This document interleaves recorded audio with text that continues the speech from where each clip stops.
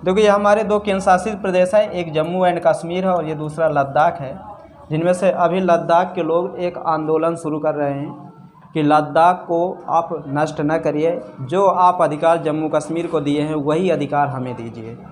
अब देखिए, भारत सरकार क्या की है कि 5 अगस्त 2019 को जम्मू कश्मीर को 2 भागों में तोड़ के अलग कर दिया।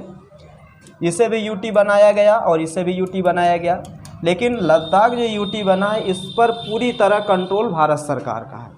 लेकिन जम्मू कश्मीर पर कंट्रोल भारत सरकार का है, ये बात सत्य है, लेकिन जम्मू कश्मीर के पास विधानसभा दे दी गई। तो जब जम्मू कश्मीर के पास विधानसभा दे दी गई तो विधानसभा की अपनी अलग शक्तियाँ होती हैं, विधानसभा की अपनी अलग पावर होती है।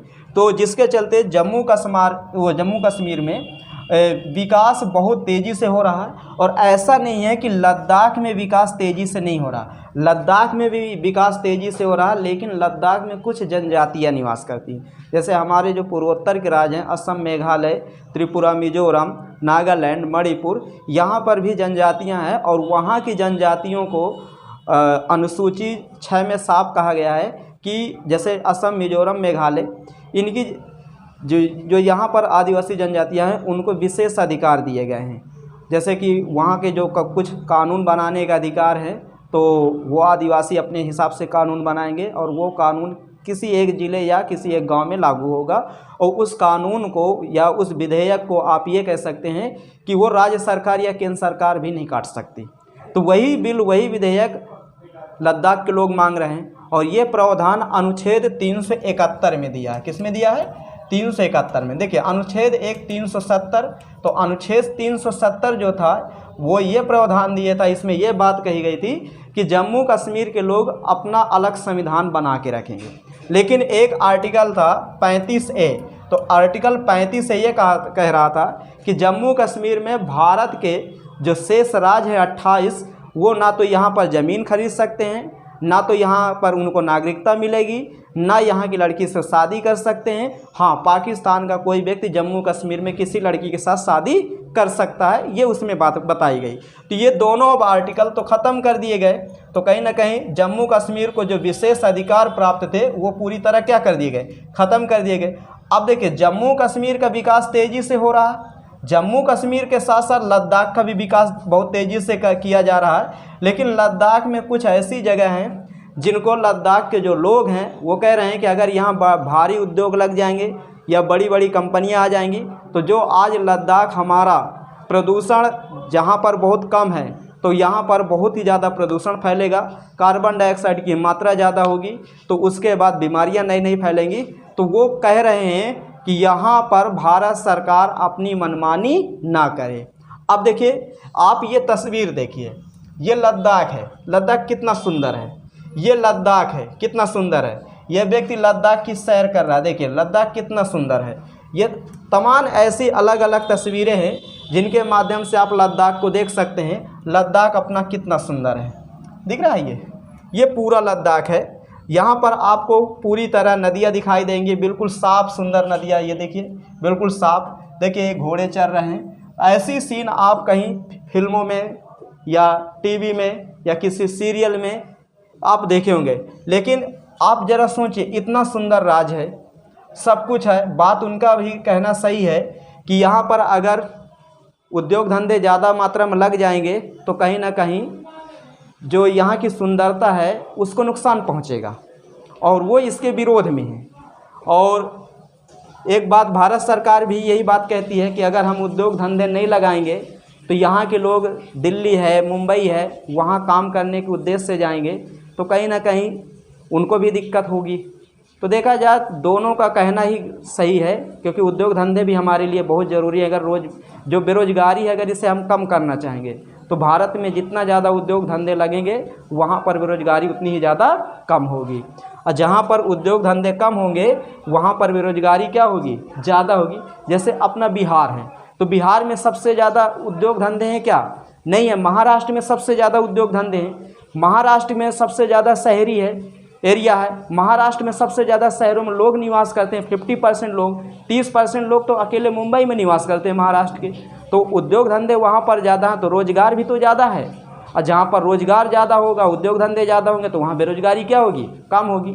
तो लद्दाख में बेरोजगारी को कम करने के लिए भारत सरकार ये कदम उठा रही है। जम्मू कश्मीर में बेरोजगारी को कम करने के लिए कदम उठाए जा रहे हैं, क्योंकि जब व्यक्ति के पास रोजगार नहीं होता तो या बेरोजगारी ज़्यादा होती है तो वह व्यक्ति सीधा किधर जाता है, गलत रास्ते की ओर जाएगा।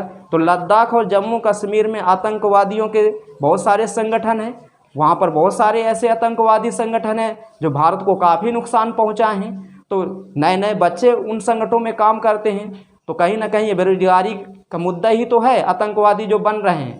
तो इसको कम करने के लिए भारत सरकार वहीं पर रोजगार खोल रही है ताकि वहाँ के लोगों को रोजगार मिल सके।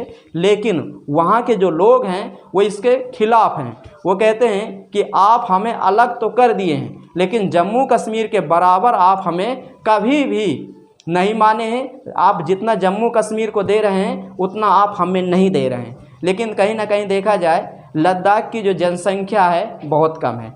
लद्दाख वाले एक चीज़ की मांग और कर रहे हैं कि हमें भी जम्मू कश्मीर की तरह विधानसभा दी जाए, ताकि हम लोग भी संसद में या विधानसभा में खुल के अपनी बातें या अपने अधिकार के लिए लड़ सकें, क्योंकि विधानसभा बहुत पावरफुल होती है। लेकिन भारत सरकार का कहने का अर्थ ये है कि अगर पूरी तरह इनको आज़ादी हम दे देंगे तो कहीं ना कहीं ये जैसे पहले मनमानी करते थे वैसे फिर मनमानी करने लगेंगे।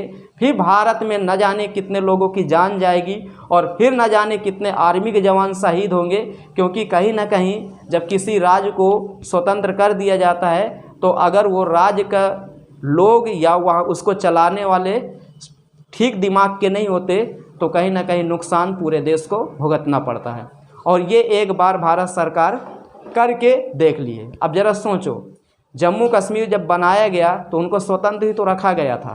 भारत जम्मू कश्मीर के वजह से भारत कितने लोगों की जान गंवा दिया, बहुत सारे, कम से कम लाखों हमारे सैनिक शहीद हुए, कम से कम लाखों हमारे सिविल जो लोग हैं वो मारे गए।